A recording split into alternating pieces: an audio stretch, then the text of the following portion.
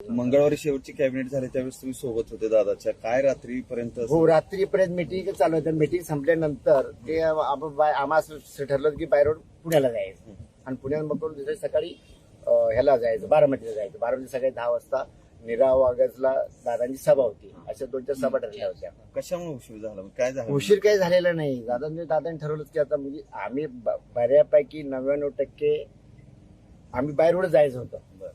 तर आमचा शंकर मुलगा आधी बॅगा तयारी ठरल्या होत्या की आपण बाबा बाय रोड जाऊया. पण ते काय उशीर झाला आणि हे ते दुसरे सगळ्या विमानाने निघाले, त्याच्यामुळे दुःख घडणं गेले. पण गाड्या नाही पाहिजे होती. आम्हा सगळ्या बाबतीत दादा वक्तशीर म्हणजे सगळ्या बाबतीत फार काळजी घ्यायची. पण हे सगळं ज्यावेळेस तुमचं आधी ठरलं होतं की बाय रोडने हो, जायचं, बदलला निर्णय कसा? रात्री उशीर झाला नाही. काही मिटिंगमध्ये जाता रात्री उशीर झाला, थोडासा उशीर झाल्यामुळे म्हणले बस सकाळी डायरेक्ट बारामतीला विमानानं जाऊया. जातो मग म्हणले तू उद्या बाय रोड पुण्याला आहे. मग मी बारामतीला पुण्याला येईन. मग मी